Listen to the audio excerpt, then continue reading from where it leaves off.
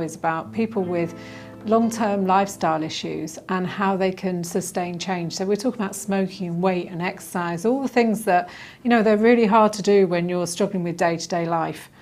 So about helping people make changes in their life which will help them live happier lives and healthier lives. Where in more affluent districts people might have one or two of those sorts of problem behaviours, in Salford chances are people would be having 3, 4 more. So I think we recognised that that meant probably having to rethink the way that we operated the system.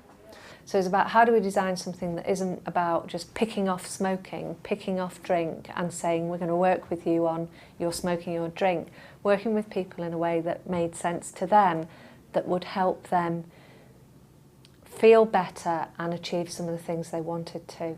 For where this service fits in the system, which in the NHS parlance would have been what we'd call level 2, so that's a talking therapy essentially.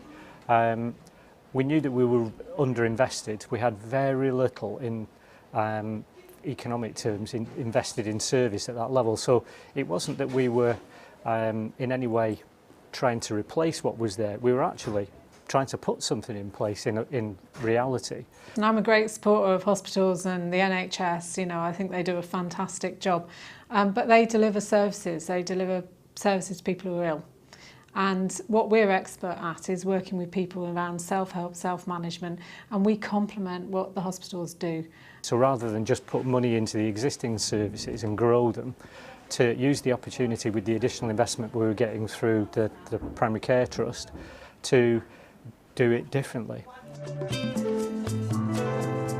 We were extremely thorough in running a very robust procurement exercise, so full PQQ process at the beginning, deselected a number of organisations through that, and what was already coming out of that primary process was that Big Life were a very strong contender. It was transparently obvious even in the first round of that process.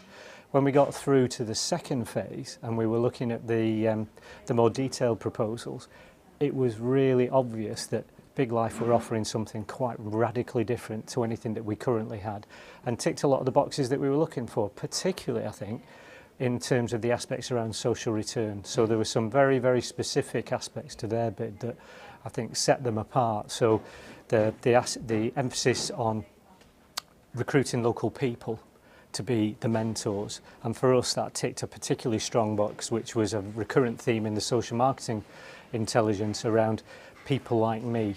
So people like me helping me with the problems that I'm dealing with. We ended up recruiting 16 staff, and 80% of those staff live in Salford. So it's the power of that local pound. That's all being spent back into Salford. The emphasis on capacity building with third sector organisations, so that it's not just money shoveled into one big, frequently statutory organisation. It's dispersed right across a range of smaller organisations, but with a very clear intent to build some of the social capital in those organisations. Well, in Salford there's a really good range of social enterprise and voluntary sector organisations already working here, and they all have great connections, great experience, great understanding of the area. And then some really creative aspects in terms of the way in which they were linking it into the university, in terms of designing completely new training and development approaches around it. So I think there were some very strong elements right the way through their bid that set them apart from everybody else, and they won that procurement process very clearly ahead of the others.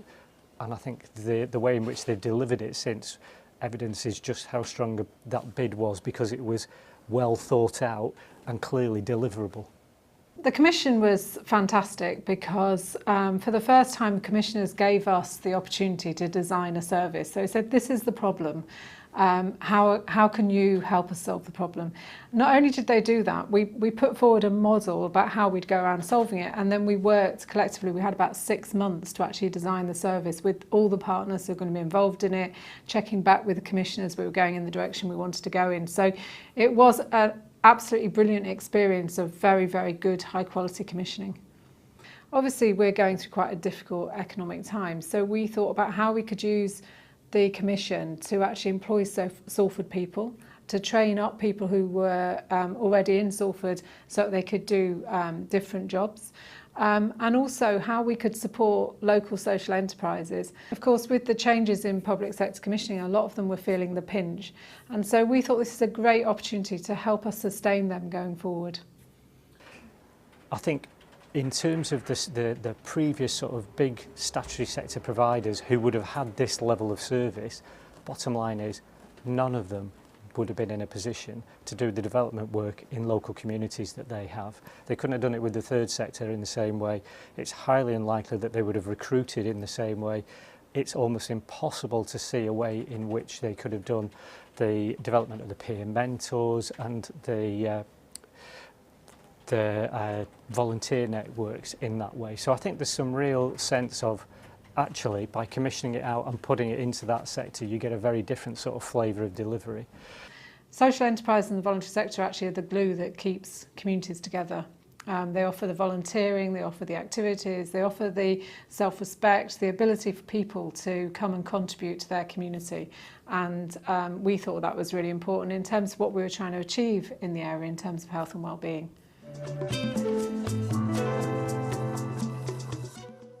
Well, lots of people can feel like they know they need to do things about their life to become healthier. So they know they need to give up smoking, or they know they need to drink less alcohol, or they may be suffering from depression and not know how to go forward with that and just struggle on day to day. And some people might have tried to change and then have failed and feel like there's no point in going back. And so the real benefit of this service is that we can support those people to build up their own resilience and their own strength to have a go and make a change and then make that sustained. So all of the coaches are trained by Salford University in the latest techniques that they can use to help people make those changes and then sustain them.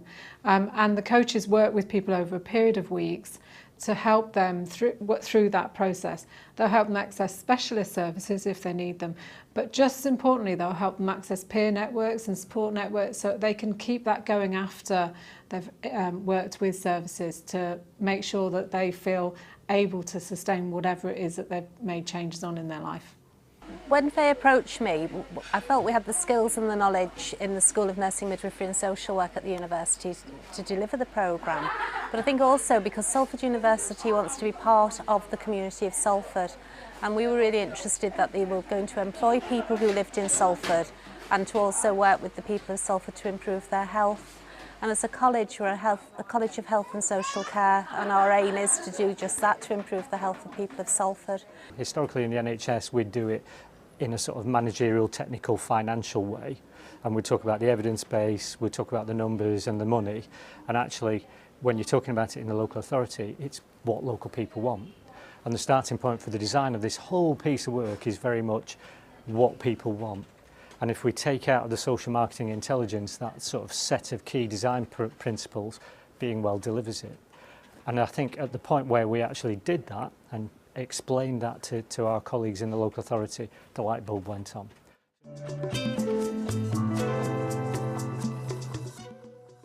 The bulk of the conversations that are happening in most local authorities at the moment are about downsizing, re-engineering to shrink, and then here we are putting a new thing into the system and saying, well, actually there's capacity for it to grow and potentially take on other things. Actually, if you're creative about it, you can see the way in which Being Well could support some of those other discussions about re-engineering to save money. Well, I think there's three things really. One is I think we've got a better service that's going to be more effective at helping people make changes in their life and sustain them. So hopefully a much healthier population in Salford. We want to move Salford off the bottom of the health statistics and get them to the top. But also in terms of the social enterprises, hopefully we've been able to help them through a difficult period, help them sustain themselves and make themselves more ready for new contracts in the future. And lastly, in terms of the economy, I think our impact on the economy in terms of the local pound, employing local people, using local subcontractors, and using all of that money in Salford to make a difference in Salford will be one of the biggest impacts. Clearly, there's some real merits in doing this through a third sector with a lead provider, and seeing that lead provider as the one that holds the ring for us so that we're not having to talk to the whole of this system, but that we can trust Being Well to be managed by the big life. I can't say enough about how much working with other people who've contributed has made this so much easier than trying to do things on your own. It's been a brilliant process from my point of view. We've learned a lot through the co-development, and I think we've tested the limits at which you can have that sort of adult conversation between the commissioner and the provider, where inevitably in some previous relationships there might have been a bit of gaming, but it doesn't feel like that in this way. I think everybody's been very clear that the key thing is to do well for the people of Salford. I've never had the pleasure of being at the beginning of a project and developing a new service really from a blank sheet of paper. So our experience have been at times stepping into the unknown, not quite knowing how it was going to pan out, working with the partners from the non-NHS and the non-local authority sectors. This is something I hadn't experienced before, so that's been a very interesting venture as well. From our point of view, I think the key thing now is to understand what it's doing in terms of the way in which it's impacting with the local people, but the early case studies that we're seeing are extremely positive. One of the reasons why we're doing this video is because we want to sell this as a model of commissioning, because it's been great.